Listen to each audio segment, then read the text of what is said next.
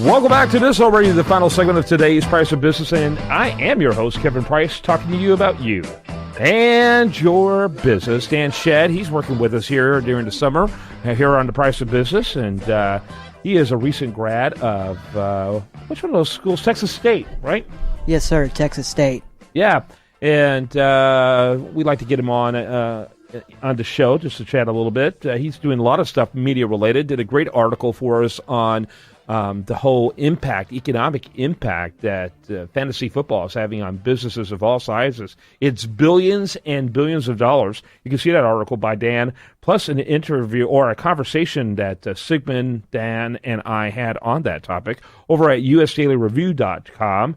Texas State University used to be Southwest Texas State University. Before then, it was Southwest Texas Normal College, which I don't know if there was an abnormal college running around somewhere or whatever that was, as the evolution of these names. So, it was a huge controversy when they moved to Texas State. They changed their name to Texas State University. What kind of influence, what did you think about that? Of course, you were younger, real young, when that name change took place, I think. I think that happened in the 90s. But what did you think about that? Well, as a recent graduate of Texas State, I didn't really see much, impact of it. But a lot of people that I know who went to Southwest Texas said that it was just, very, just almost weird to them because they grew up seeing it as Southwest Texas and they graduated from Southwest Texas. So having Texas State, it's almost like a totally different school, but still the same school. But I think it was a good change for Texas State. I think a lot of people got tongue-tied when saying Southwest Texas State University, and now it's just Texas State.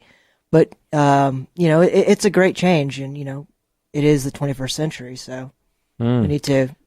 Yeah, it happened in 2003, which is in the 21st century, so that helps your case. I will tell you that people I talked to who went to the school, like you, they thought it had, name envy surrounding it. It was like we don't sound like we're big enough, and so we're going to sound like we're bigger by going from Southwest Texas State to Texas State. I will say, I don't think any of there were regional schools like this, right? There was North Texas State University. It's now the University of North Texas.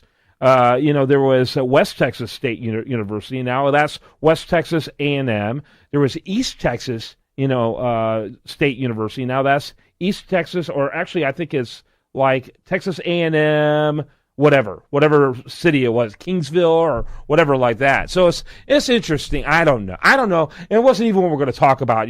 Poor Dan is sweating over there. It's like, I didn't know we were going to talk about this. We're going to talk about food instead, which of course any college grad, particularly a recent one, is very interested in food. So we're going to talk about food, and you have an interesting angle on food. Yeah, talk about it. All right. Well, Amazon.com, everybody's favorite online store. I love Amazon. And we're not getting any money for this. Just a note to Amazon. They should be sending checks and or money orders to me. But anyway, go ahead. Thank you. Amazon.com is starting a online grocery store, Amazon Fresh.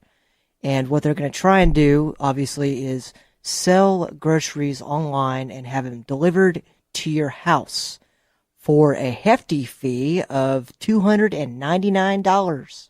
What? And, yes. Wow. Okay, so is that like every time you do it, you have to have a minimum order of $299? It's an annual fee. Tell us about that. There's got to be more. It's an annual fee for customers, and they can order from a range of 500,000 products, including milk, bread, lettuce, steak, toys, and electronics. And they can expect it the next morning. The delivery the next morning. What if I'm not home? Well, then. What if I have so I guess you're out of luck. So the groceries are gonna. I mean, look, I have no problem going to get stuff from Amazon, and then it's stuck there at my door, and when I get home from work, it's there waiting for me, and I'm happy. I go pick it up. I'm glad no one stole it. Kevin, Dan, they're gonna deliver groceries, milk, dairy products to my door And what if I'm not there to pick them up? Sounds like your problem. I mean, seriously. Can you at least schedule, like, okay, I'm going to make the order and I want it delivered Thursday? By the way, just as a caveat, a very important one, it's currently only in Southern California, Northern California, and the Seattle area. So it's not everywhere. It's a test market. The test market. And, of course, they would go to the land of fruit and nuts to test this type of thing. Well, but would I be able to schedule it? I cracked me up. Anyway, I'm sorry. Go ahead. Would I be able to schedule it? You would have to be able to schedule that. And our expert on that, Dan Shedd, is going to comment on that. I'm looking at the article that I saw it in The Guardian, which is a British newspaper. Of course. Oh, yeah. As if they would know. They don't even have fresh food over there. What the heck? If it's not in a tin, I don't want it. I don't want it. There's not enough preservatives in that food. I won't eat that. The article does not say, but I'm certainly sure that you can schedule it. You got to be able to. Yeah, you got to be able to. Yeah. I mean, who's the target demo here? Like people who are shut-ins who are like 600 pounds. People who are just antisocial like yourself. 90-year-olds. People who are antisocial like yourself. Well, I mean, the thing is that look, I can't imagine there's going to be a huge run for this. I mean, maybe if you live in a rural area, but then how are they going to deliver it to you? Not by drones. Not by drones, not yet anyway. The FAA is not allowing that to happen. With attended delivery, you select a 1-hour appointment when you will be home to receive the delivery. Some of the benefits of attended delivery are obvious. I'm not going to name them all. But this is the first attempt at this kind of delivery stuff, and all of them have failed. They failed rather large. I mean, look, Albertsons did it. It felt so bad. I don't think Albertsons exists anymore. No, they do, but they got like 3 here. stores in Michigawa. But the point is, lots of peas in the pot. I don't know. There was one that I remember when I was living in L.A. I used to see these stupid vans going around, and I'm like, yeah, they're delivering groceries, and they lasted like, I don't know, a week and a half. So.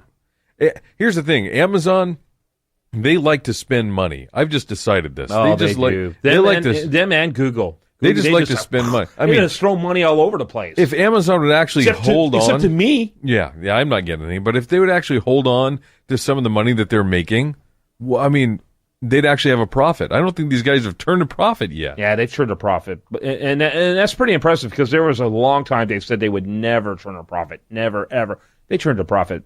But, I think there's some truth to what you're saying. So in the end, in light of our enthusiastic endorsement, Dan, what's your thoughts of this? I like it. If you have the money for it, I like it. You don't have to go anywhere. One out of 3 ain't bad. Dan likes it. Sit in your apartment and order food. Hey, Dan likes that. but he cannot afford it. I'm just a poor college student. I can't afford it right now. $299 a year just for the opportunity to have groceries brought to your home. Think about the cost savings. All right, I live in a place called Sugarland. Many of you have probably heard of it. If not, get a map. But the point is, I've got a grocery store on every corner. I mean, I've got more grocery stores than Starbucks in my area. So I would have to be like really driving ridiculously bad gas mileage vehicles for it to add up to $299 a year. The time you spend in there, too. Yeah, but I like that. Yeah, I like it. You don't have a life. If you had a life, you'd be more uptight about your time. I like it because it's my only form of exercise. I'm going to bend over and pick up that huge can of pork and beans. I'm getting my 10,000 steps in today because I'm just going around aimlessly at the grocery store, up one aisle and down the other because I didn't bring my list. As I eat fudgesicles and candy bars. Don't be ridiculous. Oh, well, so it's $200-something one time, plus I'm sure there's additional fees each time you purchase. I'm sure there is. But, well, Dan, thanks for bringing that with us. Next time, though, we ask that you bring something more practical, something we can actually use. So, Dan Shedd, thanks so much, and Sigmund Kramer, and I'm Kevin Price. Yeah, you didn't thank me, did you? No, I didn't. I just mentioned your name just so people can know who that ridiculous person was. I'm Kevin Price. You've been listening to The Price of Business. Have a great rest of your day and spend it right here on this station.